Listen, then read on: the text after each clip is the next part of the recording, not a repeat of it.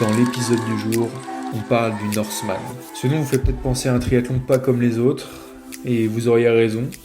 Des eaux glacées, un départ impressionnant depuis un bateau au large des côtes norvégiennes, et cette fameuse quête du t-shirt noir réservée aux 160 premiers athlètes à passer le cut à quelques kilomètres de l'arrivée.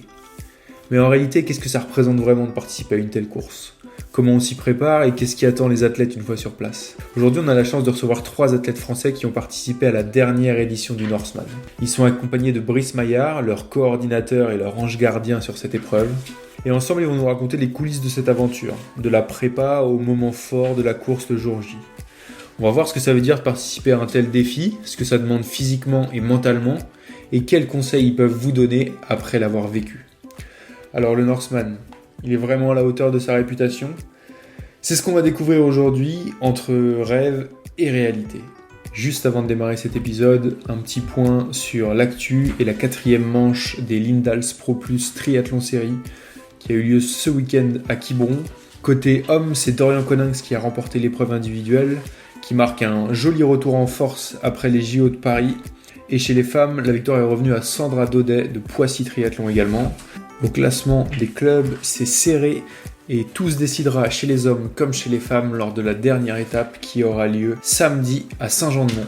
Et enfin, puisqu'on est en période de rentrée, c'est aussi la période de prendre ou de reprendre sa licence.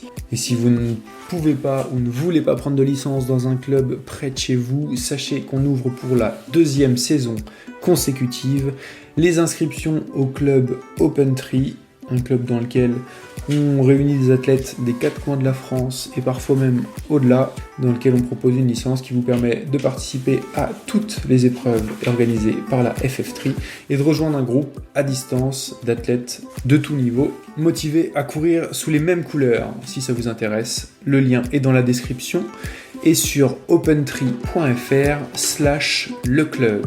Et maintenant, place à l'épisode du jour. On plonge dans le froid du Norseman avec nos invités et Hermano au micro. J'aurais dû enregistrer cette intro. Bonjour madame, bonjour messieurs, super content. Comme Brice le disait, je crois que j'ai la crème de la crème des Français en face de moi. Bon, il manque Alexis qui m'a prévenu que malheureusement il était coincé dans les transports et qu'il pourrait pas. Mais c'est pas grave, Alexis on l'a déjà eu et puis on échange aussi par ailleurs, donc on pensera bien fort à lui. Ce que je vous propose, c'est de faire un épisode justement sur le débrief du Norseman pour vous les Français qui y étaient présents. Effectivement, ce sera pas avec la totalité des Français, mais déjà avec vous. L'idée, ça va être déjà de vous laisser, au fur et à mesure, je vous tendrai le micro, mais pour que vous vous présentiez. On commencera quand même par l'instigateur de cette réunion et que je remercie fortement, Monsieur Maillard. Donc toi, tu sais déjà comment ça se passe sur le podcast parce que tu es déjà passé il y a quelques semaines. Mais voilà, l'idée, ce sera que chacun à votre tour, vous vous présentiez. Je ne serai pas gentleman, mais je te donnerai d'abord la parole à toi, Brice, et puis après, on laissera Valérie parler, puis après, les messieurs, vous choisirez le sens dans lequel vous voulez prendre la parole.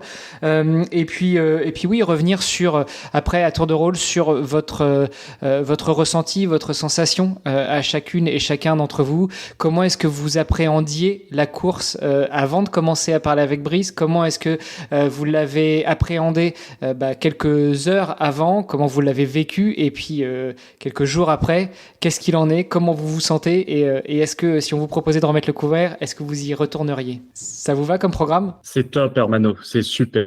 On est super content de replonger avec toi dans le Norseman. C'est un vrai plaisir parce que au-delà de toi, il y a toute une communauté de devenir triathlète et Open X3. Très content de vous retrouver, vous tous, derrière vos écouteurs ou devant votre écran. Donc voilà, toujours Brice, toujours 40 ans, triathlète et grand sourire aux lèvres, comme vous le voyez, la barbe. Et toujours cheveux longs ? Ah ouais, cheveux longs, barbe qui est un peu pris, mais ça c'est le retour de la Norvège en mode viking. J'ai pas encore eu le temps de passer voir un coiffeur et à barber, mais ça ne saurait tarder. Que dire, édition 2023 encore fantastique, 2024 fantastique. En fait, je suis resté en 2023. La dernière fois que je l'ai fait, mon esprit n'a pas réussi à passer ça. 2024 fantastique aussi. Fantastique pour plein de raisons, parce que ça a été une belle épreuve. Les conditions météo ont été bien plus clémentes que ce qu'on pouvait espérer. Alors, quand je dis clémente, attention, hein, ça ne veut pas dire que le Norseman est devenu quelque chose de facile. Ça reste Clément plutôt... en Norvège.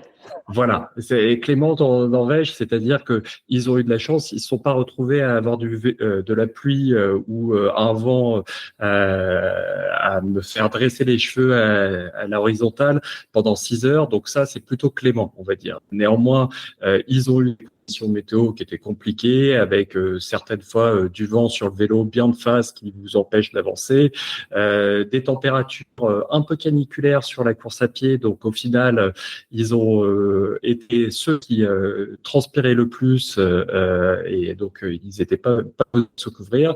Et après, en montant, comme d'habitude, c'est le grand principe du Norseman. Dès que tu commences à monter sur la partie course à pied, tu te retrouves avec des conditions météo compliquées et c'est vrai que à partir du finisher numéro 100, 120, les conditions météo étaient bien compliquées et personne avait froid.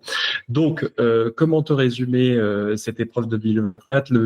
La semaine a été encore fantastique. Ce qui m'a fait le plus plaisir, c'est de retrouver toute cette atmosphère du Norseman, quelque chose de très familial, où on accompagne les gens, où on les accompagne dans leur expérience et dans leurs rêves. Je crois que j'ai vu énormément de sourires avant la course, énormément de sourires après la course. Pendant la course, ça grinçait un peu plus, hein, c'était compliqué, il fallait quand même les faire, hein, ces kilomètres, mais c'était bien, c'est une vraie petite famille qui accompagne tout le monde avec des belles petites histoires.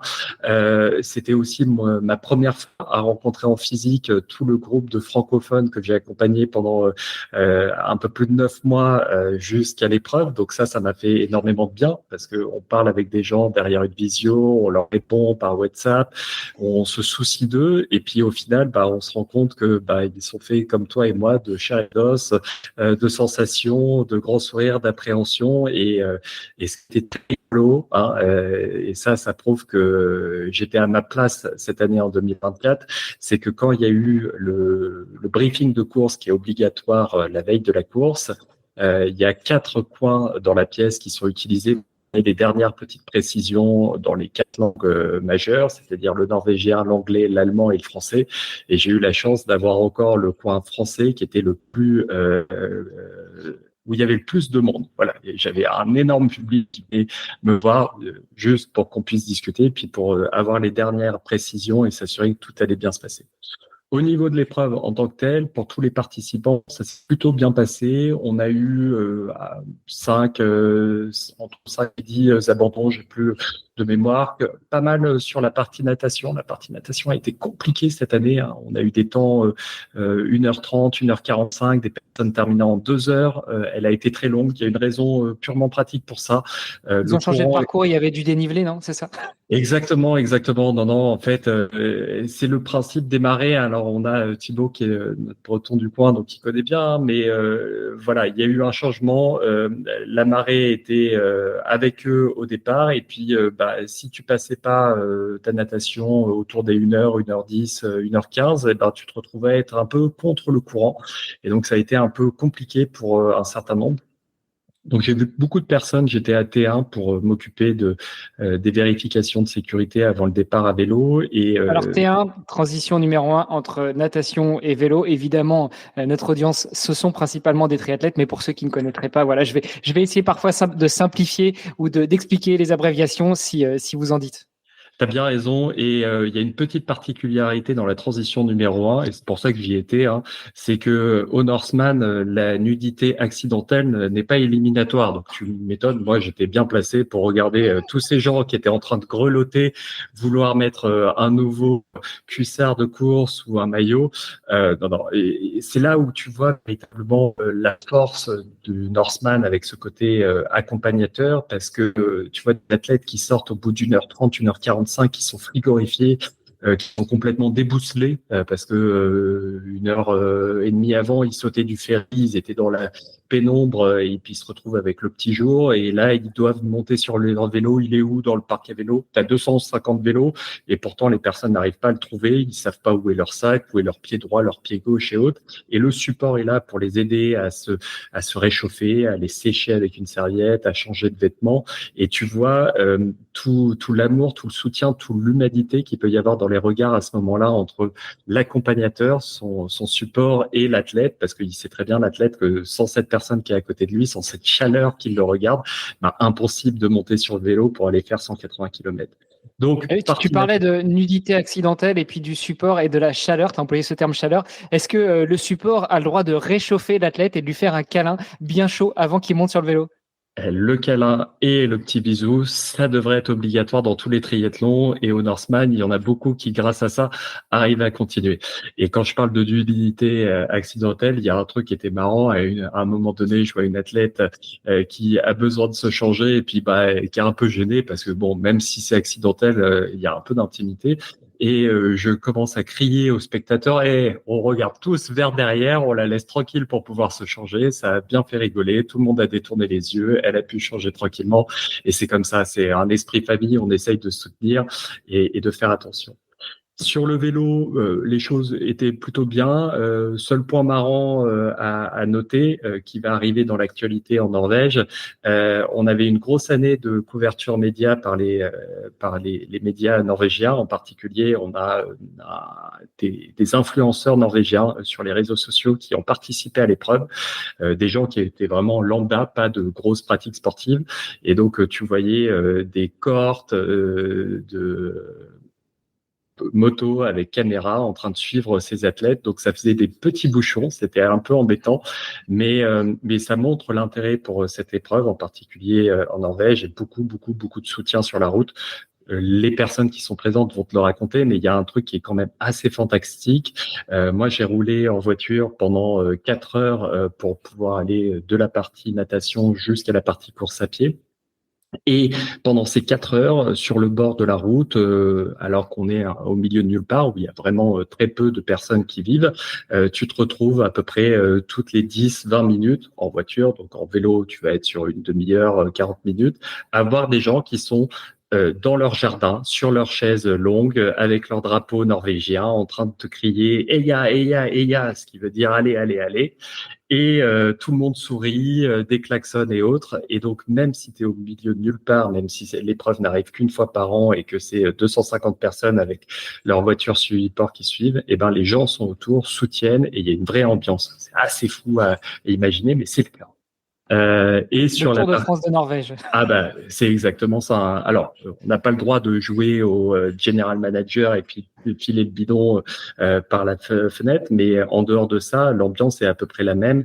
Et ils ont fait tous ensemble la montée d'Immingsfjell, qui est la dernière grosse montée sur le vélo au niveau du 140e kilomètre. Et dans cette montée où il faisait bien chaud, hein, j'ai vu des gens qui étaient bien en sueur en train de monter, hein, l'Alpe d'Huez, un jour de canicule, sur les différents virages, et en tout cas à l'arrivée, l'ambiance est assez énorme, et c'est vrai que pour terminer tes 40 derniers kilomètres, quand tu as ce petit coup de boost, que tu vois toutes les personnes autour, ça fait du bien. Et ils te le diront encore mieux que moi, hein. Quand tu vois pendant toute la journée les mêmes supports, les mêmes familles, les mêmes numéros qui sont présents et qui tu les connaissais pas encore la veille, et qui sont là à te supporter, à t'encourager, c'est quelque chose qui devient vraiment un sentiment d'humanité partagé fantastique. Et la partie course à pied est arrivée, partie course à pied, comme je disais, très compliquée parce que chaud cette année. Et il en reste pas moins que c'est le moment donné où les discussions fonctionnent, parce que pendant les 25 premiers kilomètres, tu vas vite, essayes de te débrouiller, de te ravitailler. Mais quand tu arrives sur Zombieville, j'ai fait en sorte d'attendre les différents Français sur Zombieville pour leur donner un mot d'encouragement à chacun. Et là, tu vois des petits groupes qui se forment, des discussions qui se passent, parce que on est entre la course, le ralenti et la pause, hein. Et donc les gens échangent, partagent, des grands sourires. Tout le monde sait que l'arrivée est pas loin, et tout le monde sait qu'ils ont fait le même voyage, et c'est assez beau. Donc voilà, grand moment. Et dernier point pour terminer sur ma présentation, le lendemain, le dimanche, quand les t-shirts ont été distribués, j'ai encore le plaisir et l'honneur d'avoir été le seul à avoir créé un groupe, le groupe France, groupe francophone. On est les seuls à s'être réunis à 25 athlètes pour prendre une photo de groupe. Il y a la photo de groupe officielle, les 250 présents, mais la seule nationalité qui s'est vraiment réunie et qui a montré une vraie cohésion, et ça a fait vraiment plaisir à l'organisation du Norseman, c'était les Français. Donc l'année prochaine, j'y retourne, je réaccompagne la prochaine promo, je serai de nouveau présent sur place dans l'organisation parce qu'ils ont beaucoup aimé ce que j'ai fait pour la France. Ils apprécient énormément ça, ils sont très contents du ressenti aussi des athlètes qui ont beaucoup apprécié cet accompagnement. Voilà, le Norseman et la France, c'est une histoire qui avait besoin d'un traducteur. Je suis devenu ce traducteur et à mon avis, c'est une histoire d'amour qui va ne pas s'arrêter de grandir. Merci Brice. Alors c'est marrant parce que tu m'as un peu coupé l'herbe sous le pied. J'ai même pas fait l'intro du podcast, mais c'est pas grave. Allez, on y va. C'est un épisode spécial, c'est un débrief et ça fait toujours plaisir. On le rappelle, toi tu étais passé dans le podcast sur l'épisode 401 pendant les vacances cette année et toi tu as fait le Norseman il y a quelques années et puis maintenant depuis que tu l'as fait, tu as décidé effectivement de fédérer un petit peu cette communauté francophone et puis de les abreuver de tes bons conseils, de les accompagner. Puis justement on leur posera la question de comment ça s'est passé. C'est peut-être le moment de régler des comptes. Je te propose de faire le passage de micro à Valérie, qui est la seule femme du groupe aujourd'hui. Est-ce que tu étais la seule femme d'ailleurs, Valérie, la seule femme française ou francophone sur le Norseman cette année? Non, pas du tout. Il y en avait plusieurs. J'ai pas le compte exact. Ça, peut-être que Brice plutôt l'aurait. Mais je pense qu'il devait y avoir au moins 3 ou 4 autres nanas aussi françaises. Okay. Je vous propose de vous présenter. Alors Brice, c'est un peu, lui s'était déjà présenté dans tout un épisode, mais je vous propose de vous présenter déjà en donnant votre nom, votre prénom et puis l'endroit où vous résidez, où vous vous entraînez habituellement. Comme ça permet aussi de situer un peu chacune et chacun. Et puis comme je le disais, les questions auxquelles je vous propose de répondre. Comment vous appréhendiez le Norseman avant d'être qualifié, pendant la préparation, quelques heures avant, et puis après comment vous avez vécu votre épreuve. Ça vous va? Eh ben vas-y Valérie, c'est à toi. Ok, alors du coup moi c'est Valérie, je vis à New York depuis février 2022, donc je m'entraîne dans Central Park. Central Park c'est comme Zwift mais dans la vraie vie. Sympa. D'ailleurs, si je ne m'abuse, tu travailles à l'ASG. L'occasion de faire un petit coucou aux collègues hommes et femmes, et puis aux membres de l'UASG, l'Union Athlétique Société Générale. Je sais qu'il y en a certains et certaines qui nous écoutent, donc on fait coucou. Et puis, il faudra qu'on parle en off, Valérie. Il faut que je te vende l'UASG, il faut que tu ailles les voir. Ok, et alors moi, c'est encore un peu tôt chez moi, donc j'ai écouté ce que tu m'as dit avant, mais j'ai oublié dans quel ordre tu voulais que je te réponde. Écoute, déjà peut-être comment est-ce que tu appréhendais le Norseman avant de te qualifier? Pourquoi cette folie? Et puis comment s'est passée la préparation? Ok, alors le Norseman, je sais pas trop comment les gens connaissent de manière générale, mais moi je connais parce que j'ai vu ça à la télé. Donc j'ai vu ça à la télé il y a un paquet d'années. Le fameux reportage Intérieur Sport de Canal+. Ouais. Et je faisais pas du tout sport à l'époque et je sais pas, sauter du ferry, ça avait l'air génial. Donc bref, j'ai vu ça. Je faisais toujours pas de triathlon. À un moment, j'ai fini par m'y mettre quand je vivais à Hong Kong. Donc j'étais à Hong Kong avant de venir à New York. Et puis je sais pas, je commençais à voir dans des newsletters, oui, inscrivez-vous pour avoir une chance de machin, etc. Bref, donc je me dis c'est une loterie, on s'inscrit. À un moment, il y avait des challenges en ligne, il me semble, pour avoir plus de chance, etc. Bref, je tente. Et après, je me suis dit, en fait, c'est quand même pas mal de le faire pour de vrai. Donc, je vais tenter la loterie. Et comme c'est super dur à avoir, je vais tenter la loterie chaque année. Et puis, je finirai par l'avoir dans 10 ans. Dans 10 ans, je serai prête. Et en fait, je l'avais un peu plus tôt prévu. Et je me suis dit, je vais le faire. Du coup, ça allait dans mon calendrier. En vrai, j'étais aussi inscrite à ROF qui devait être mon premier longue distance, Excel. Donc, du coup, j'ai annulé ROF, je l'ai reporté à l'année suivante. Et je me suis dit, le Norseman, on y va. Voilà. Et voilà, pour la préparation, au début, on se dit, ça va, parce qu'on apprend assez tôt qu'on est pris. Donc, je me suis dit, j'ai quasiment un an, large, très large. Et puis, d'un moment, ça devient de moins en moins large. Et donc, moi, l'entraînement, c'est Central Park, donc c'est plat de chez plat. C'est une boucle de 10 km. Et du coup, pour s'entraîner, ce que je fais, c'est que le week-end, je sors de New York. Je vais sur un endroit qui s'appelle la 9W. C'est en fait une espèce de départementale. Donc, c'est pas le truc le plus excitant du monde. Mais en fait, je savais qu'en faisant ça, ça allait être un peu chiant, un peu pénible. Mais que par contre, le jour de la course, ça allait être super beau. Et je me disais, en fait, c'est un peu comme du Zwift. C'est pas super fun. C'est bon, sauf que moi, je fais du Zwift, mais dehors, quoi. Mais par contre, le jour de la course, ça va être génial. Ça va être génial, ça va être trop beau. Et j'avais vraiment, vraiment hâte d'y être. Et, et c'était marrant parce qu'en fait, quand je m'entraînais, donc j'ai des amis triathlètes, mais j'en ai d'autres qui sont pas forcément triathlètes, mais qui font d'autres sports, qui font, par exemple, de la course à pied. J'ai beaucoup d'amis coureurs à New York. Et donc, du coup, ils voyaient mes entraînements sur ce travail. Ils me disaient, mais tu fais quoi, en fait? Mais qu'est-ce que tu fais? Mais t'es pas fatigué, comment tu tiens, etc. Et chaque semaine, ils me disaient, OK, alors du coup, cette semaine, tu fais quoi? Ce week-end, c'est quoi ton programme? Et c'était assez marrant parce que les gens étaient encore plus à fond dans le programme d'entraînement que moi, finalement. Enfin, voilà, c'était assez marrant. Et du coup, là, depuis que je suis rentrée, tout le monde me demande comment ça s'est passé, euh, quels étaient les points forts, les points moins bien, peut-être, etc. C'est assez marrant.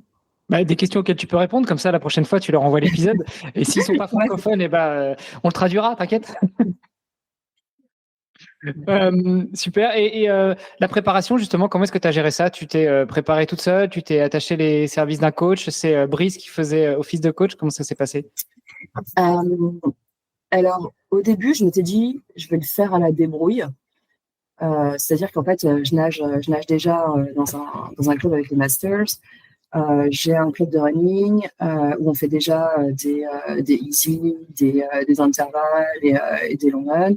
Et je fais du vélo avec des potes 2 à 3 fois par semaine. Et après, je me suis dit, bon, en fait, c'est peut-être mieux de s'entraîner pour de vrai.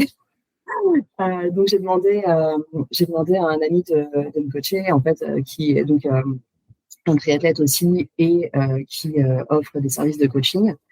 Et l'avantage, c'est que comme il était à New York à un moment, du coup, il sait bien où je m'entraîne, il connaît aussi les personnes avec qui je m'entraîne, donc très personnalisé, avec un suivi en fait de semaine en semaine. Tous les dimanches, j'ai mon programme avec l'explication un peu de quel est le focus de la semaine et aussi adapté en fonction du ressenti. Et le but, c'était donc de voir comment je me sentais pendant les premiers mois pour ensuite accélérer et vraiment être prête le jour de la course.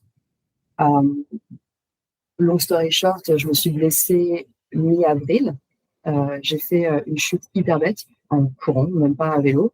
Et je me suis cassé c'est toujours bête. C'est toujours bête. Le bon vieux petit coup de pied dans le. Enfin, tu te blesses l'orteil contre la table ou des trucs comme ça qui t'empêchent de courir. Ça, c'est la veille de course en général. C'est ça, ouais. Mais ouais, donc en fait, je me suis cassé le poignet et un os là ici. Donc j'ai une vis.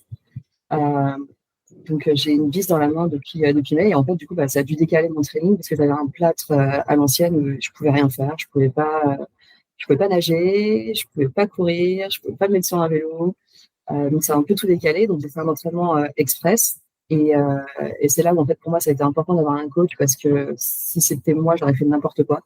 J'aurais essayé de tout rattraper et de juste aller à fond et de finalement m'épuiser. Et donc là, d'avoir un coach vraiment pour un suivi très, très précis de mai jusqu'à la veille de la course, ça m'a aidé. Ouais. Cool, super. On reviendra peut-être après, on va faire le tour de tout le monde. Tu reviendras après justement sur comment s'est passée la course et puis quelques jours après.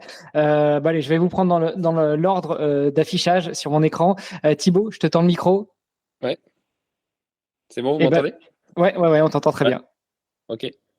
Moi, Thibaut, je suis breton. En général, on dit que les Bretons disent qu'ils sont Bretons au bout de très court, donc je le dis tout de suite. Je sais pas pourquoi on fait ça, mais voilà. T'inquiète, moi je suis normand. Je m'en fous de Mont-Saint-Michel. Voilà. Je suis d'une commune qui s'appelle Pléneuf-Valandré, dans le nord de la Bretagne, et je fais du triathlon depuis un peu plus de 10 ans. Et le Norseman direct, ça a été un truc que j'ai vu effectivement aussi dans cet Tower Sport. C'est vraiment tous leurs reportages sont dingues, mais celui-là, vu que je faisais du tri, il m'a touché particulièrement.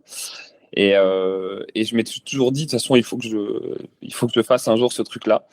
Et donc, pareil, je me suis inscrit depuis pas mal d'années. Et j'ai sauté. Il y a une année, j'ai sauté, je sais pas pourquoi. Du coup, on perd toutes ces. Enfin bref, il y a un cumul d'inscriptions qu'on peut avoir. Enfin bref, je m'en voulais. Et c'est cette année, en fait, je m'y attendais le moins et j'ai fait une année quasi blanche en 2023. Beaucoup de prise de poids, pas mal de stress, etc. Donc j'ai fait j'étais vraiment sur une année pas du tout sportive et pour moi c'était un vrai signe d'être pris là. J'ai pris ça comme un signe du destin.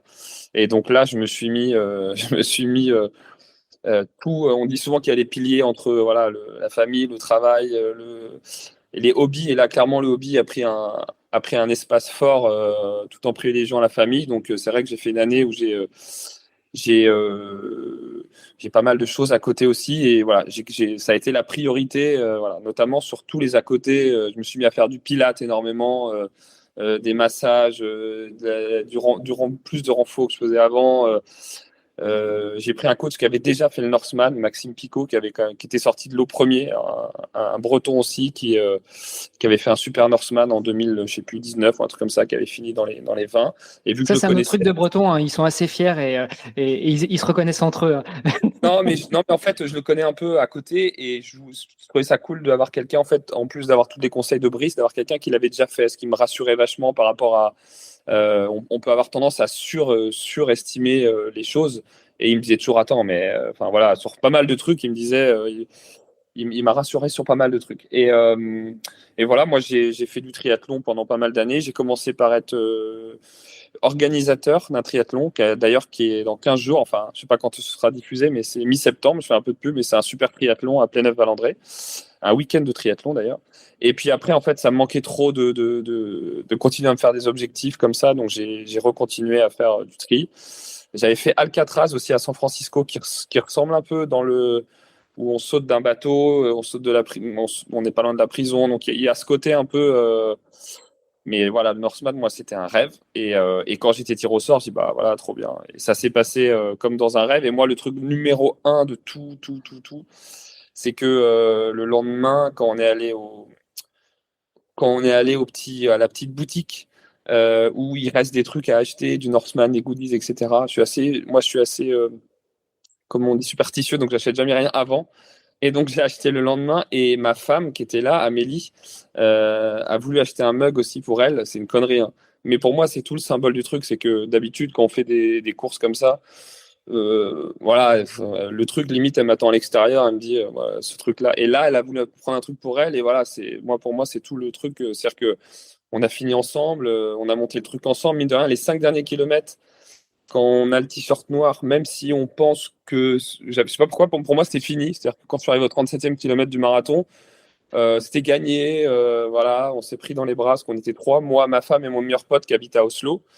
Donc, c'était aussi l'occasion de le voir et de passer du temps avec lui. Oslo en Bretagne. Hein. Et en fait, Oslo. Oslo. Et donc, on a fait les 5 derniers kilomètres avec la pluie, le vent, voilà, autour de la 100e position, comme disait Brice. Donc là, ça commençait à devenir vraiment hard. Et les 3 derniers kilomètres, c'était très, très, très dur pour tout le monde. Sauf mon pote, quand même, Antoine d'Oslo, qui avait encore les jambes, parce que forcément, il n'avait pas fait tout ce qu'il y avait avant, mais il avait les jambes. Au final, je suis arrivé en haut, j'ai attendu Amélie pendant 1 ou 2 minutes, elle est arrivée après. Donc au final, c'est elle. Enfin voilà, c'était fou quoi. Et d'habitude où tout est très perso, je trouve que vraiment le truc qui sort de cette course-là. Après, ça dépend comment on le fait, hein, mais nous, on avait choisi cette option d'aller à 2 plus, voilà. Ben c'est vraiment collectif quoi. Et vraiment, moi, c'est ce que je retiens le plus, c'est que ce soit sur les transitions, comme dit Brice. On sort de l'eau, on est un peu dans le gaz. Amélie, elle me dit, c'est là, elle m'accompagnait au truc. Tiens, mais ça, je lui avais dit avant, en fait, de me dire ce que je devais faire, parce qu'en fait, on est tellement des fois pas lucide. Non, t'avais dit que tu mettais tes gants, mets tes gants, enfin, des trucs comme ça. Enfin, voilà. J'ai trouvé que c'était vraiment. Pour moi, c'est ce qui ressort de plus de cette course, c'est le côté collectif qui est fou, quoi. On est une team, et puis même eux, ils se prennent au jeu. C'est-à-dire qu'ils me disaient, allez, lâche pas. Bon, j'avoue qu'on était quand même un peu sur. Surtout mon pote, là, il était vachement sur cette histoire de classement. Du coup, il me disait, il passait autant à me dire les places, les machins. C'était marrant. C'était marrant. Et notamment Yannick, je me rappelle, parce que Yannick, en fait, était pas loin de nous. Et des fois, il me disait, allez, il est pas loin. Et enfin, voilà, c'est vraiment, il y a vraiment un côté, en fait, c'est un gros triathlon dans l'orga, dans la répute et tout ça. Mais au final, c'est comme si c'était le triathlon du Val-André, notamment. Souvent, on est 300 au départ. Donc, en fait, rapidement, on commence à voir tout le monde, à reconnaître des gens, reconnaître les staffs. Enfin, voilà, c'est vraiment c'est vraiment une course qui est dingue. Et ouais, je pense que, à mon avis, je vais remettre mon nom dans le truc. On sait jamais. Mais je dis pas ça pour tous les triathlons, mais celui-là, franchement, je me vois bien un jour le refaire. Ouais. Ouais. C'est le Northman ou quand tu l'as fait une fois après, tu peux le refaire quand tu veux? Ah non, non. Non? Non, non, non. Et c'est bien d'ailleurs, je trouve que ce soit. Mm. Faut que ça reste. Voilà, chacun son tour. Hein. Ouais, le concept du tirage au sort est quand même important. Alors maintenant, il y a cette possibilité avec les points X3 de pouvoir avoir l'une des 100 places qualificatives via les points X3. Mais il en reste pas moins que pour avoir des points X3, il faut faire d'autres triathlons extrêmes. Donc ça, c'est un gros budget. Donc la voie quand même royale reste le tirage au sort. Et c'est vrai que là, toutes les personnes que tu as autour de l'écran, mais celles qui ont participé, même les anciens, ce qu'elles ont en commun, c'est ce côté complètement par hasard. Et maintenant, c'est par hasard, mais par contre, c'est pour le reste de notre vie qu'on est lié par cette histoire. Et c'est fou. Ouais. Merci Thibaut. Yannick, à ton tour de boucler la boucle, puisque aujourd'hui vous êtes que 3. Raconte-nous tout. Ouais, bonjour à tous, moi c'est Yannick Quentin, donc j'habite en Franche-Comté, je suis franc-comtois d'adoption parce que j'ai longtemps habité aussi en Bretagne, dans le Finistère, et en 98 mes parents ont déménagé à Belfort, donc maintenant je suis bien installé ici. Je fais du triathlon depuis fait une première saison en 2005. Mais je suis plutôt cycliste à la base, donc quand je me suis un peu blessé au genou, ben j'ai dit je refais plutôt que du vélo, et puis j'ai refait quelques années de vélo pour revenir au triathlon quelques années après. Et moi j'y suis allé direct. Je voulais faire Embrun. Ça faisait partie. J'ai vu. J'étais en vacances une fois en 2005. J'ai vu ces gens faire ce truc de fou là, et j'ai dit ça je veux faire un jour. Donc 2017 je fais un half à Belfort, qui est assez dur parce qu'il y a le ballon d'Alsace à monter sur la partie vélo. Et puis l'année d'après, je me suis inscrit à Embrun, et c'est sorti d'Embrun en fait où je me suis dit ben qu'est-ce que tu peux faire maintenant, quel est ton prochain objectif, et j'ai mis début octobre une pièce dans le tirage au sort du Northman. Je me souviens plus bien comment j'ai eu connaissance du Northman. Le Intérieur Sport, je l'ai vu il y a pas très longtemps en vrai. Je pense que ça doit être les vidéos YouTube qui nous proposent au fur et à mesure de nos visions. Voilà. Donc première tentative échouée. Après il y a eu Covid, ils n'ont pas remis de tirage au sort tout de suite pour 2021. Et puis les années passant, je m'y attendais. Je remettais tous les ans une pièce dans le tirage au sort. Et puis cette année, j'ai été tiré au sort. Pour moi, ça a été un peu particulier parce que même frustrant, la découverte de mon nom dans la liste des chanceux, parce que j'ai pas compris tout de suite que j'avais été tiré au sort, et j'ai cru même à un moment que j'avais passé mon tour, c'est-à-dire que j'avais passé la date pour valider le slot. Et là, gros mouvement gros sentiment de frustration, parce que je me suis dit, voilà, t'as loupé, t'as pas regardé tes mails. Enfin voilà, c'était un peu frustrant. Bon, finalement, le lundi, je comprends que en recevant le mail où il y avait un lien pour aller payer, là, je me dis bon, là, c'est que je peux encore, je peux encore valider mon slot. Et du coup, derrière. Ouais, on est à 9 mois de l'objectif. On se dit bon, qu'est-ce que je peux mettre en place? Ça y est, ça vient maintenant. Il faut se préparer.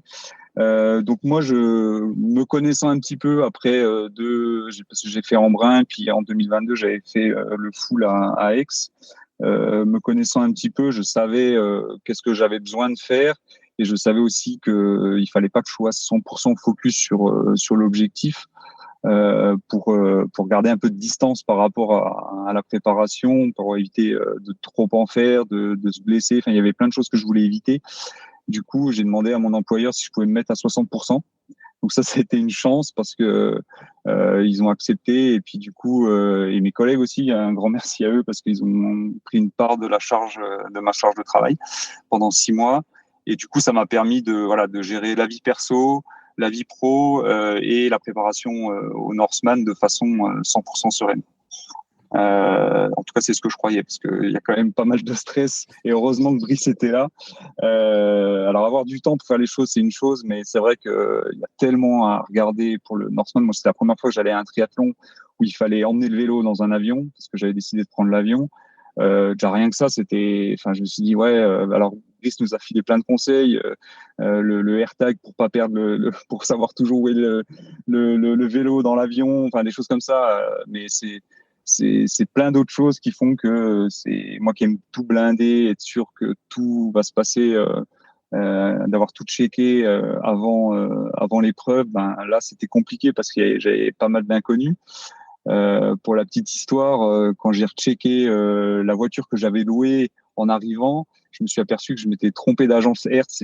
J'avais choisi celle qui était dans Oslo et pas qui était pas à l'aéroport d'Oslo. Donc je me suis retrouvé bien bête avec mon boucher là, à dire je viens chercher une voiture à Oslo aéroport et en fait c'est l'agence du centre-ville à Oslo. Donc ouais, des petites choses comme ça qui vous font monter un petit peu l'adrénaline parce que c'est une course qui est particulière, parce que c'est pas en France, parce que c'est pas comme un triathlon classique, quoi. Et puis donc ça c'est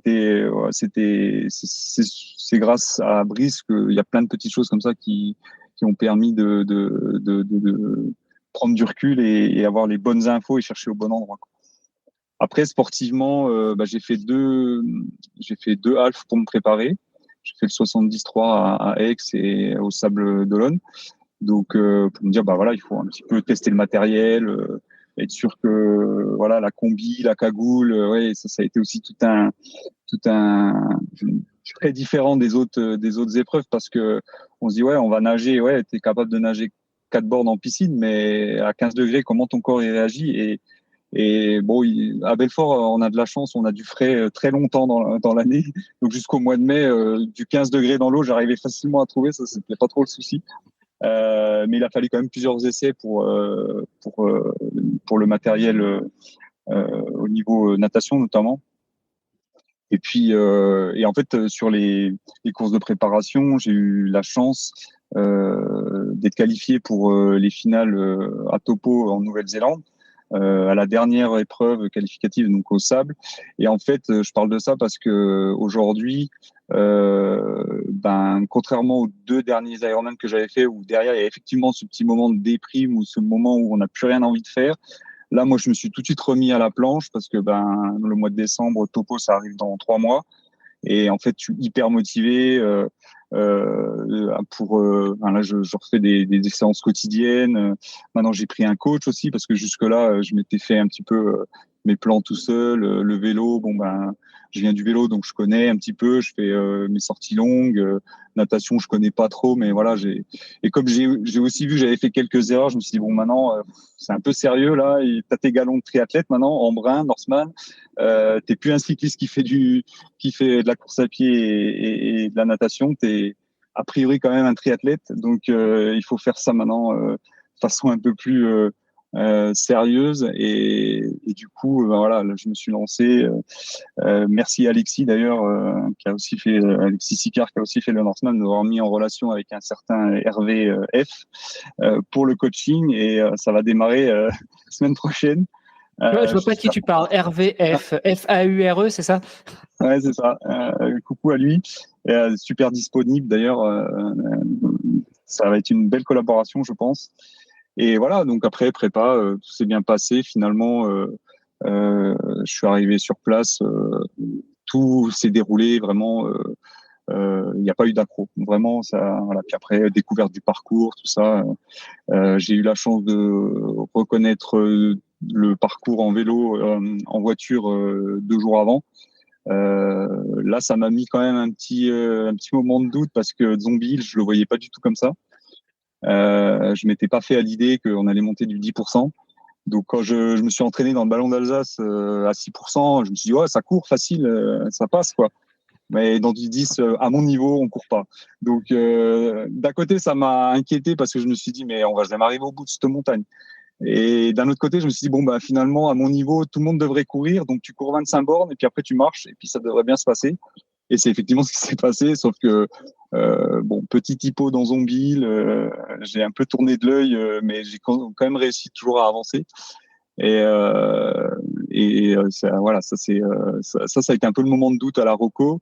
Et puis de la peur un peu aussi en arrivant dans le fjord, parce que moi, les Vosges, c'est vallonné, on va dire.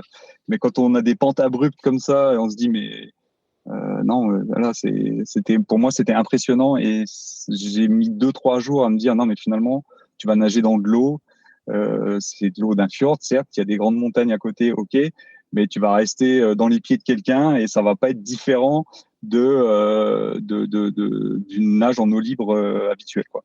Donc on doit se raisonner, et puis on doit aller un petit peu face à des peurs qui surviennent comme ça quelques jours avant, parce qu'on est dans un milieu inconnu et qu'on perd un peu nos repères, quoi. Merci Yannick. Tu parlais de Belfort, ça me renvoie en 2009, championnat de France longue distance. Pour le coup, il faisait pas si frais que ça hein, quand j'y étais, le 6 juin. C'était l'année de la canicule. Je me suis entraîné, il faisait 40 degrés quasiment de février à juin, et j'arrive à Belfort, l'eau était à 20 degrés, ouais, mais par contre dehors il faisait 9 degrés. Il faut dire que j'avais pas envie d'enlever le néo pour monter sur le vélo. Mais bon, voilà, c'est les joies du triathlon. Super, je vous propose qu'on refasse un petit tour, comme on a fait tout à l'heure. On commence par Valérie. Peut-être déjà la question toute simple, comment est-ce que tu as découvert Brice et comment est-ce qu'il t'a pris en charge? Enfin, en charge, qui t'a conseillé? Alors, je regarde pas toujours mes emails, mais là, j'avais regardé mes emails. Et en fait, il me semble que c'est le Norseman, l'organisation du Norseman, qui nous a écrit pour demander si on était d'accord en fait de rejoindre un groupe et donc de partager nos contacts. Et du coup, je me suis dit, bah oui, moi je connais personne, et puis j'aime bien de manière générale échanger et aider. Donc, si quelqu'un veut bien aider aussi en général, enfin, je pense qu'on a un peu le même état d'esprit, la même manière de fonctionner. Donc, je me suis dit, bah ok, cool, voilà. Et donc, c'est comme ça que j'ai introduit Brice. Pareil pour vous, Thibaut, Yannick? Ouais, moi c'était enfin pour moi c'était un package, quoi. Enfin, il a pris en non mais il a pris en main tous les Français, et en fait dès la première visio, enfin moi ça me paraissait, enfin voilà, on était dedans, et puis après il y en a peut-être qu'on sauté une ou deux visios parce que voilà, mais après en plus il y avait un récap, donc on pouvait les reprendre en replay, enfin franchement et puis questions, ouais, ça permettait vraiment, et je dirais même que à mon avis, je sais pas ce que Brice il en pense, mais je pense qu'il prend il prend ceinture et bretelles sur tous les critères. Et nous, ça nous permet du coup d'être au max de tous les trucs qu'on pourrait éventuellement, que ce soit au niveau règlement, au niveau tenue, etc. On n'avait pas de mauvaise surprise. Malgré ça, j'avais quand même pas de gants sur les 3 derniers kilomètres. Quand il faisait, on grelottait. Je dis comment on a pu autant de visio, autant de trucs, autant de sacs vérifiés de tout. Et là, j'ai pas de gants. J'ai pas de gants, bah voilà. Mais ce que je veux dire, c'est que voilà, ça reste, là vraiment, enfin, je pense qu'il y a aucune autre nationalité qui est autant au taquet sur le règlement. Quand on commence la course, on sait tout ce qui peut se passer, ce qui peut mal se passer, les trucs à faire, à pas faire. Franchement, non, y a pas, là, c'est vraiment c'est un sacré avantage pour nous. Ouais. Attends, bouge pas, il m'a dit que pour les années prochaines, il m'a dit en off qu'après, il préparait les biberons pour les prochains. Donc, comme ça, vous avez juste à rien penser, juste nager, rouler, courir. Yannick, pareil, c'est par l'entremise du Norseman qui t'a mis en contact avec Brice? Je sais plus trop. Non, peut-être tu m'avais contacté peut-être Brice sur les réseaux, peut-être sur Facebook ou Insta, je sais plus. Mais il me semble pas. Ouais, c'est venu en double en fait. Je pense que c'est venu par après la proposition par mail.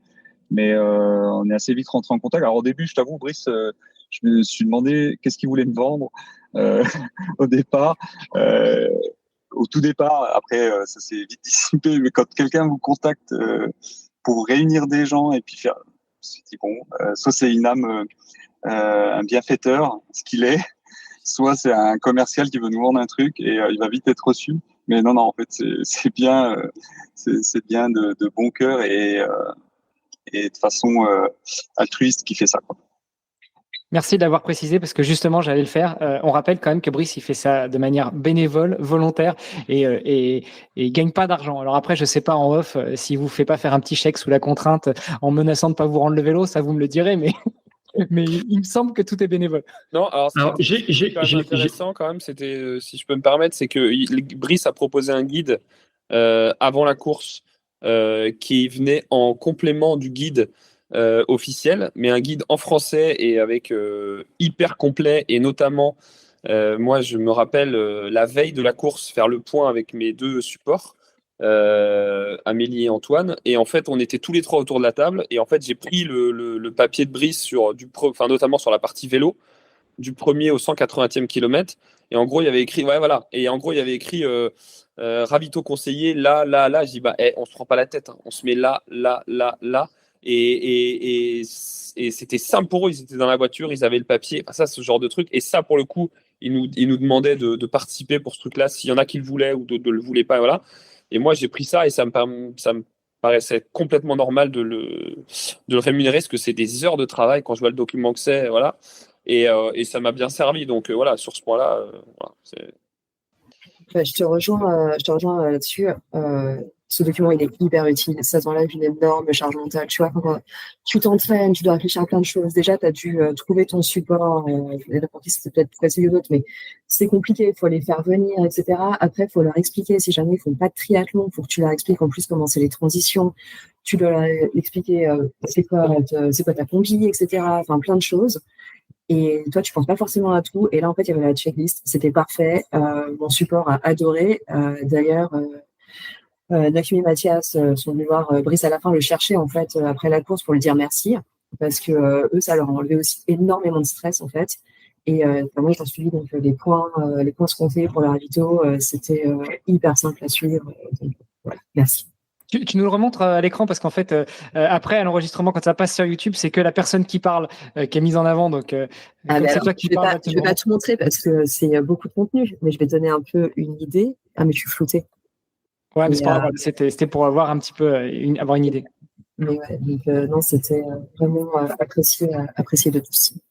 Merci beaucoup. Bah oui, c'est en fait, pour faire simple, je les ai accompagnés et pendant toute l'année, ça a été complètement sans question d'argent. Et puis à un moment donné, quand on était vraiment à quelques encablures du départ, je me suis rendu compte qu'il manquait un élément important.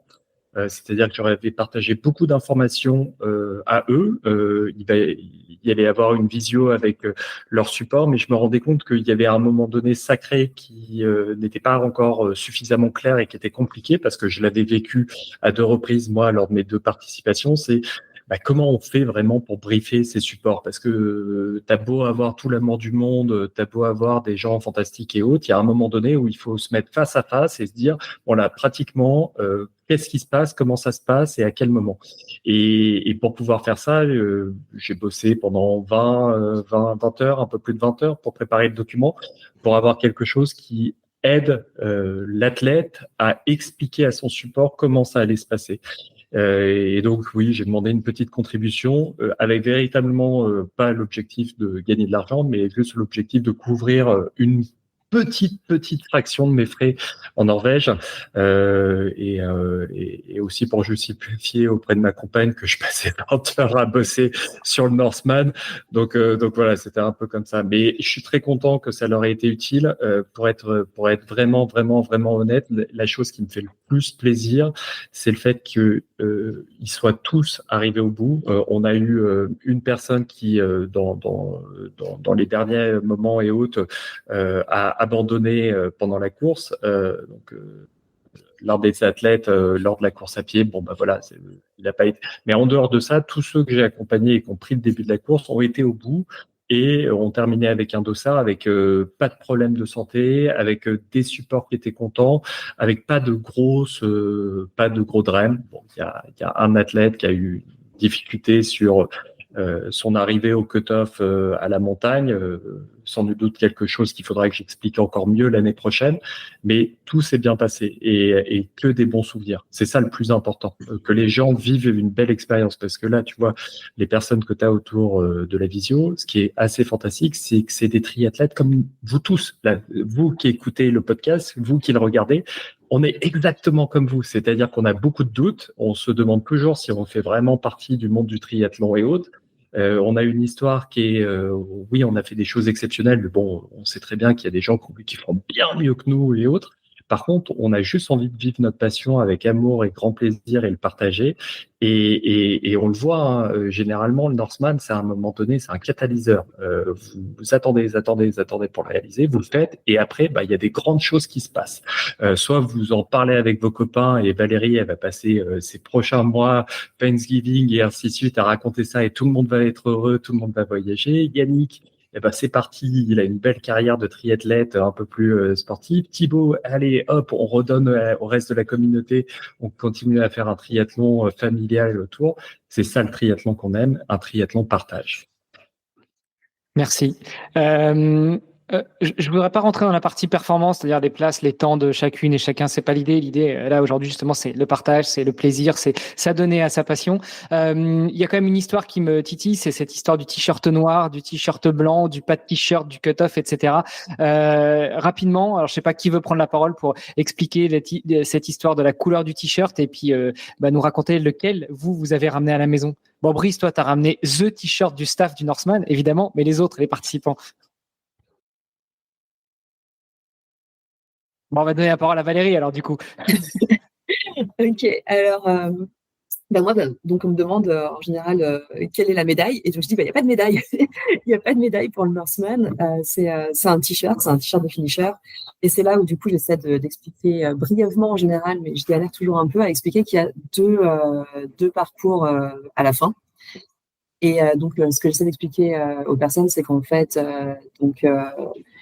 au point 37, au 37e kilomètre, 37,5, en fait, il y a un checkpoint. Et là, on va regarder deux choses. On va regarder le classement ou un cut-off en termes de barrière horaire.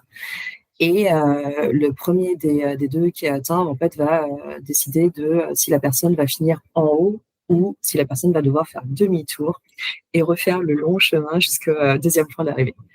Et donc, si les personnes arrivent donc parmi les premiers, donc soit parmi le nombre de personnes ou soit avant la barrière horaire, c'est donc un finish qui se fait sur du trail, vraiment du pur trail avec des marches, etc., de la caillasse aussi, le mauvais temps et tout pendant 5 km pour finir donc en haut de la montagne. Et donc là, les personnes auront le droit d'avoir un t-shirt noir. Donc le finisher avec t-shirt noir. Et les personnes qui donc ne vont pas en haut de la montagne vont faire demi-tour et vont repartir au point qui était donc le 32e, qui devient donc le 42. Je suis encore bon dans ma note, ouais, je crois. Et donc là, on finit avec un t-shirt blanc. Et donc moi, c'est ce que j'ai fait. Donc j'étais pas en lice pour le t-shirt noir. J'étais pas dans les temps ni dans les classements. Et du coup, donc j'ai fait le parcours t-shirt blanc. Voilà.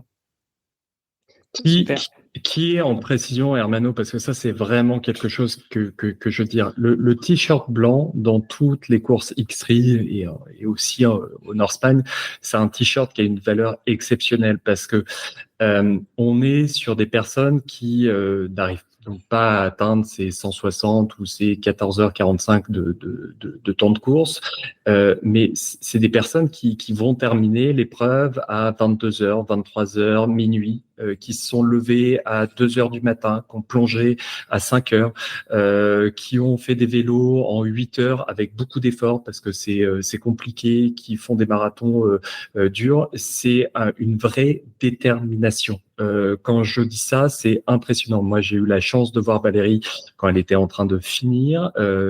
C'était un vrai bonheur pour moi parce que c'est quelqu'un qui avait un sourire, mais à ce moment-là, il pleuvait, il faisait moche et ainsi de suite, mais j'avais un soleil devant moi tellement elle était radieuse.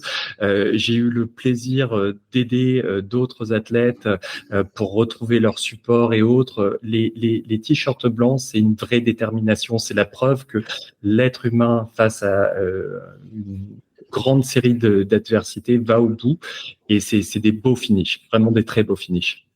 Très très beau finish. Et puis comme tu dis, pour moi ils sont arrivés au bout. Ouais. Désolée, je t'interromps, mais oui, pour ajouter, je pense effectivement le t-shirt noir, ça cherche au physique, le t-shirt blanc, ça cherche au mental. Super, très belle conclusion. Thibaut, Yannick, Thibaut. Et c'est vrai que cette histoire de t-shirt, ils ont vraiment ils ont vraiment réussi, cette équipe d'organisation, à packager un truc qui. Moi, j'ai toujours dit pendant tout l'entraînement de la course, je disais à mes potes, aux gens qui suivaient un peu ça, j'ai l'objectif numéro un, et notamment tous ces coach de pilates, kiné, enfin bref, j'ai l'objectif numéro un, c'est d'être au départ, parce que moi je suis monsieur blessure. J'ai fait toutes les blessures possibles du triathlète qui a peut-être pas une top hygiène de vie. Pourtant, j'ai vraiment essayé de faire gaffe, mais entre le tendon d'Achille, les bursites à l'épaule, enfin j'ai tout eu, les essuie-glaces, enfin bref. Bon, tant que Et t'as pas donc, la fracture du mental, ça va. voilà, mental, ça, mais bon, et encore. Mais voilà, objectif, être au départ. Donc à partir de un mois avant, je dis, c'est bon, ça sent bon, je vais être au départ, etc. Et après, deuxième objectif, être finisher. Et j'ai des potes qui me connaissent bien, ils me disent franchement, voilà, vise le finisher, sinon je sens que tu vas avoir. Et dans ma tête, en vrai, je voulais avoir le t-shirt noir. On se refait pas. J'avais ce côté compétiteur et au fond de moi, et par contre, au fond de moi, je pensais que j'étais pas capable, quoi. Et c'est vrai que cette course-là, c'est tous ceux qui veulent s'inscrire, faut pas hésiter parce que il y a vraiment, je pense qu'on met en place sans s'en rendre compte des choses pour justement décrocher ce t-shirt là. Sans s'en rendre compte, on fait beaucoup plus d'entraînement, même invisible, que pour un autre Ironman. Et pourtant, j'en ai fait avant. J'ai notamment fait comme Yannick, celui de Aix-en-Provence en 2022, la seule fois où il y a eu à longue distance. Et franchement, il était hard. Mais je sais pas si tu te rappelles, Yannick, mais franchement, sur le vélo, il faisait genre 40 sur le marathon dans Aix. C'était 6 boucles de 7 km. Il était atroce. Une chaleur, j'ai jamais vu ça. Mais voilà, j'avais mis moins de choses. Enfin, et pour le Nord, on met tellement de choses en place pour avoir ce fameux t-shirt. C'est pour ça que je reviens au t-shirt. C'est qu'ils ont réussi à créer un truc qui donne une espèce de motivation. Et moi, je me rappellerai tout le temps, quand on a passé le 37e kilomètre, on a monté la montagne. Ce que j'ai dit tout à l'heure, on a galéré. Les 3 derniers kilomètres, c'était plus personne parlait. Il y avait le vent, la pluie. On voyait même pas le mont tout en haut. Et quand on arrivait en haut, c'est bizarre parce que je m'attendais à ce moment-là mais j'y ai pensé, j'y ai pensé.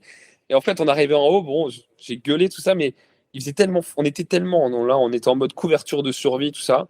On a passé beaucoup de temps à attendre, redescendre. Ils avaient ouvert des espèces de téléphériques, enfin, de trucs souterrains, mais qui va à 2 à l'heure. Ça, c'est très très long. Avoir froid, vraiment, c'était un moment. C'est le seul moment où on se dit, ouais, là, ça commence à être pénible. On rentre, le temps de retrouver la voiture. Enfin bref. Et là, on recroise les t-shirts blancs qui montaient encore. C'est-à-dire qu'ils n'étaient pas encore dans la phase descente. Ils montaient encore. Et là, j'ai eu la même réaction. Moi, je me rappelle, j'ai déjà fait d'autres Ironman ou des mecs qui le faisaient en 9 heures me disaient, ouais, j'ai du respect pour les mecs qui le font en 12 heures parce que voilà. Bah là, moi, je me suis dit la même chose. Je dis, mais ils y sont encore, mais à monter là et à descendre. Il pleuvait, il faisait un temps. Et là, mais t-shirt blanc, t-shirt noir, même combat, même truc. Enfin voilà. Mais c'est vrai qu'ils ont réussi à créer avec ça, cette course-là, un truc vraiment, vraiment top. Parce qu'en tant que tel, je dis un truc tant que je l'ai en tête, mais moi, ce qui m'a le plus rassuré dans cette course-là, c'est la veille. On est arrivé, ou l'avant-veille, et on avait le social swim, c'est-à-dire qu'on peut nager. Et il faisait un grand soleil, je me rappelle, on avait même pris un petit barbecue, ils organisent un truc super sympa, on avait croisé Valérie, enfin franchement, il y a vraiment une atmosphère sur cette course qui est folle. Et on a testé l'eau, et moi je me disais, mais c'est le Val-André, quoi, enfin c'est où j'habite, mais la mer, elle était à 15, mais nous, enfin 15, on connaît l'histoire, quoi. Alors là, l'été, elle est plus chaude, mais j'ai vraiment eu la sensation, moi je me suis dit, ok, donc la nage, ça va pas être un problème. Enfin franchement, à 15, pour moi, la mer, je pense que c'est un problème quand c'est en 13 ou en dessous, mais à partir de 15. Et donc, ça, déjà, je trouve que ça a enlevé du stress. Je pense que ça a enlevé du stress à pas mal de monde. Le côté eau froide, franchement, elle est froide, mais bon, voilà quoi. Enfin, Ouais, je suis un moi, ce que peu j'adore, écarté. moi, ce que j'adore, c'est que tu parles du t-shirt noir et du t-shirt blanc. C'est un peu les couleurs du drapeau breton, non? Ouais, ouais, ouais. D'ailleurs, pour la petite histoire, je le dis parce que j'ai passé mon temps à dire 2 semaines avant, il faut que j'ai un drapeau breton, il faut que j'ai un drapeau breton.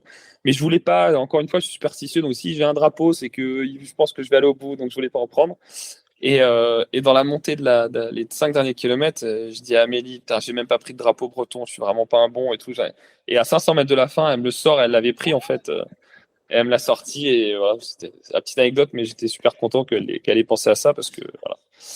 Je suis pas comme ça, je suis Excellent. pas le mec qui ramène son drapeau breton dans les concerts et tout. Je suis pas forcément quelqu'un d'hyper bretonnant, mais à ce moment-là, j'avais envie de l'avoir, quoi. Ouais, tu m'étonnes. Juste avant de te redonner la parole, Yannick, c'est vrai que je voulais recadrer aussi. Enfin, tu disais, Brice, on passe du t-shirt noir au t-shirt blanc quand on est soit quand on n'est pas dans les 160 premiers, soit quand on dépasse la barrière horaire des 14h45, alors qu'il reste encore 5 km à faire. Alors c'est sûr que sur un Ironman classique, voire un Ironman flat, 14h45, ça peut paraître long, mais là on n'est pas sur de l'Ironman classique, on est sur du triathlon de l'extrême. Et 14h45, finalement, il y en a encore beaucoup qui finissent derrière. Oui, oui, tout à fait.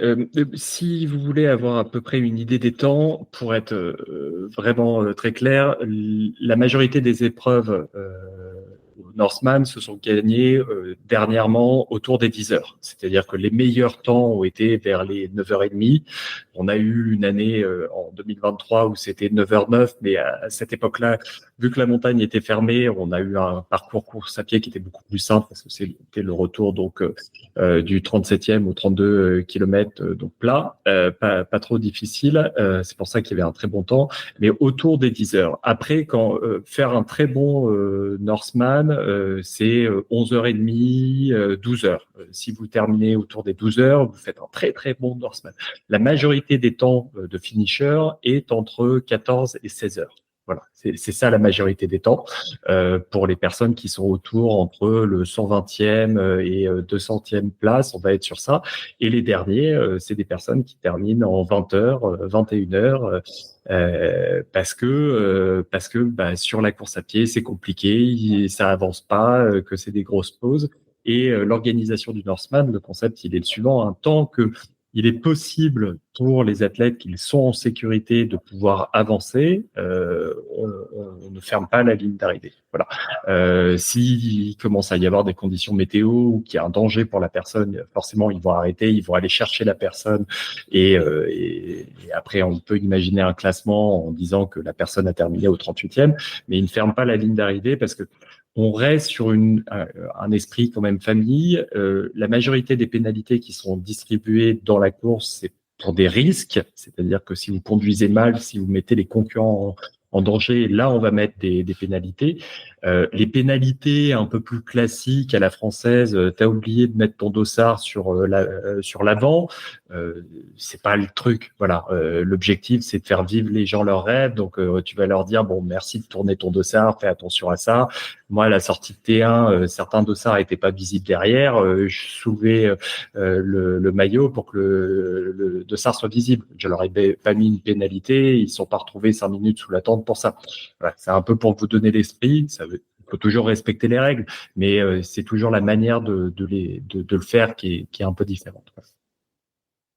Yannick, pour boucler avec toi sur le t-shirt blanc, noir. Oui, je vais reprendre ce qu'a dit Valé, c'est-à-dire qu'il faut expliquer aux gens qui sont pas du triathlon et qui connaissent pas forcément le principe ce qu'il en est. Bon, à la fin, les gens ils disent on lâche rien, tu nous ramènes le t-shirt blanc, noir. Bon, ils veulent que voilà, donc ils retiennent ça. Et effectivement, moi je m'étais mis comme objectif de monter en haut du Gostat Open et de ramener ce t-shirt noir. Ça me semblait accessible.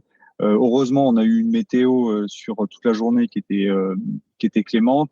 J'ai eu les dernières 20 minutes où effectivement là on se dit si ça avait été ce temps-là, donc pluie, vent, si ça avait été ce temps-là toute la journée, ça rend la course d'autant plus compliquée. Et là on comprend mieux voilà qu'est-ce que aurait pu être la journée Norseman. Avec une météo norvégienne où on passe par les 4 saisons dans la même journée, quoi. Cette année, on a la chance que c'était pas le cas, donc on a pu en profiter à fond. Et moi, ce que je voulais dire, c'est par rapport à mes deux supports, Nathalie et Pierre. Il y a quelque chose que j'avais pas anticipé à l'arrivée au Gostat Open, c'est que autant moi, voilà, c'était mon finisher déjà de 2 Ironman. Là, j'étais content de finir. Content d'arriver au bout, soulagé. J'avais un regain d'énergie sur la fin, donc j'étais vraiment bien. J'étais pas dans le dur. Par contre, mes supports, eux, ils l'ont vécu. Eux, ils avaient je pense, des doutes sur la réussite du projet. Ils avaient une énorme responsabilité parce qu'ils sentaient bien que voilà, ils avaient une part importante dans la réussite. Et j'ai dû, voilà, Nathalie est partie en pleurs parce que elle a tout lâché à ce moment-là. Et ça, c'est quelque chose que j'avais pas vraiment anticipé parce que pour moi, voilà, c'était le stress. Je me suis pas forcément aperçu que le stress, ils l'avaient emmagasiné aussi de leur côté, quoi.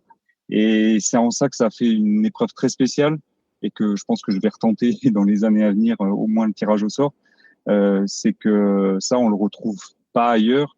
Et je me suis jamais senti seul sur cette épreuve, encore moins sur la course à pied, là où un Ironman classique est très compliqué à finir quand, enfin voilà, quand on approche des 12 heures, 13 heures d'effort. En tout cas, c'est plutôt mon cas.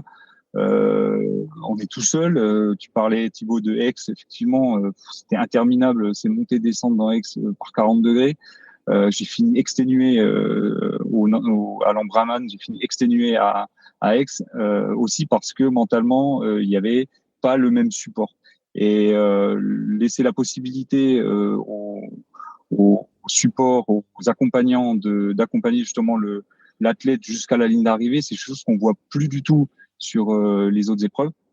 C'est même interdit, c'est-à-dire que si vous avez le malheur de prendre votre gosse et de franchir la ligne avec sur les épreuves Ironman ou autre chose, d'autres labels, vous êtes probablement disqualifié. Et c'est ça qui est formidable moi j'ai trouvé au Norseman, c'est que ça aide vraiment l'athlète à terminer et ça en fait un vrai moment de partage et ça redonne un petit peu ces lettres de noblesse au sport comme moi je l'entends, avec les valeurs qu'il y a derrière et pas que juste des prestations qu'on paye ou qu'on paye pas, quoi. Je laisse un peu de blanc, c'est volontaire, c'est pour que les gens ils puissent l'intégrer, notamment toutes celles et tous ceux qui s'alignent sur des courses où effectivement on y va pour se dépasser, mais on y va aussi et surtout pour payer et pas forcément avoir tout cet accompagnement, tout ce soutien ou passer la ligne avec les enfants ou la famille. Bon, je fais aussi partie de l'autre catégorie qui paye. J'y ai laissé quelques SMIC cette année pour dans toutes les, notamment avec la Nouvelle-Zélande qui arrive là, la Norvège. Donc, on se rend bien compte qu'on est quand même dans un sport à deux vitesses et j'ai la chance de pouvoir le faire, mais il y a Norseman prend une part particulière vis-à-vis de ça et j'espère qu'ils le garderont en tout cas. Bon, peut-être pour conclure, parce que ça fait déjà presque une heure, un peu plus d'une heure que je vous tiens. Est-ce que tous les quatre vous re-signez? Bon, toi, Yannick, tu as déjà répondu. Je dis bien tous les quatre, parce que Brice, même si tu es Monsieur French Norseman, est-ce que tu t'interdis un jour, est-ce que tu t'autorises un jour à reprendre, à retenter ta chance et y retourner? Ah ben, moi, le concept, il est très simple, hein. Je vais y retourner pour être dans l'organisation, parce que accompagner les gens, c'est maintenant devenu la chose qui m'intéresse le plus. Ça reste compliqué, hein. Financièrement, c'est un vrai budget, hein. Yannick en a parlé. Tous autour de tous ceux que j'ai pu accompagner ont fait des sacrifices, que ça soit professionnel, familial et autres. Par contre, ces sacrifices sont très payants, hein, parce qu'ils ont quelque chose. En 2024, ils ont fait quelque chose qui va les marquer le reste de leur vie. Donc, de toute façon, ça, c'est exceptionnel. Mais moi, mon principe, c'est je ne referai le Norseman que si je suis tiré au sort. Donc, je joue à la loterie, simplement. J'ai aussi des points X-Free qui existent et autres. Les Norseman, je suis un peu un traditionnaliste. Donc, si c'est pas par la loterie, ben, je ne le referai pas. Il y a d'autres manières de faire du sport, mais le Norseman, voilà. Je laisse la chance à tout le monde. On parlait d'épreuves où vous êtes accompagné et autres. J'en fais quand même la promotion. Les courses X3, donc le championnat du monde X3 avec des courses comme le Swedenman, comme Icon. On a plusieurs membres de la promo 2023 3 membres qui vont faire Icône, qui se passe en Italie là, le week-end prochain, le 8. Ce sont des belles courses. Il y a le Swissman, le Celtman, qui sont des courses avec un accompagnant qui vous aide, donc cet esprit et autres. J'en ai fait une, Swissman, donc je peux vraiment le dire que c'est très sympa. Après, bon voilà, j'ai ma préférence. Le Norseman reste le Hawaï de ce genre de course, donc c'est là où j'ai envie d'aller et je suis prêt à accompagner toutes les personnes dans cette aventure-là. Super, merci beaucoup. Valérie, tu re-signes un jour ou pas? Alors moi, jusqu'à ce matin, je disais non. Mais là, après vous avoir parlé, je dis ouais. Bon, on a au moins réussi quelque chose. Nickel. Thibaut, tu re-signes, toi? Ouais, moi, je l'ai dit tout à l'heure, je pense que, à mon avis, je remettrai même dès cette année parce que le tirage au sort, c'est tellement dur de l'avoir que voilà, on verra si je peux le réavoir, mais ouais, j'aimerais bien aussi un jour faire Kona, c'est mon rêve aussi quand même, voilà, ça reste, je pense que là, pour le coup, je pense que vraiment, je suis un peu juste en niveau, mais voilà, j'aimerais bien une année consacrer une année, un jour, une année d'entraînement pour réussir à être au top sur une course bien choisie, pour réussir à aller là-bas, même si voilà, c'est un peu l'anti-Norseman, mais quand même. Et même si je pense que le Norseman est magnifique, c'est-à-dire que, à mon avis, au niveau paysage, c'est pour ça que j'ai envie d'y retourner, c'est que je pense qu'il n'y a pas mieux. Nager dans le fjord, sauter du ferry. Moi, j'ai pas arrêté de me dire pendant la nage, mais enfin voilà, je suis plutôt un bon nageur, donc j'avais entre guillemets le temps de pouvoir me dire que on était là, que c'était excellent. Le vélo est incroyable. Le vélo, les paysages sur le vélo, je me suis jamais autant dit qu'est-ce que c'est beau. Et pourtant, encore une fois, j'avais fait Nice, j'ai fait Aix, et à chaque fois les paysages de la France magnifiques. Mais là, c'est grandiose, quoi. C'est grandiose tout le temps. Enfin, voilà. Et puis à la fin, j'en parle même pas. Non, franchement, et rien que pour ça, ouais. Et j'aimerais bien le refaire. C'est avec mon frère qui fait du triathlon, mais qui est plus du sud, lui, et le froid, ça lui fait peur. Mais je n'espère pas qu'un jour ils veulent y aller. Voilà. Mais ouais, carrément, à fond, à fond. Bon, merci beaucoup. J'espère, chères auditrices, chers auditeurs, qu'on vous a aussi donné envie d'y aller. Et puis, vous le savez maintenant, si vous y allez, si vous nous écoutez, c'est que vous comprenez le français.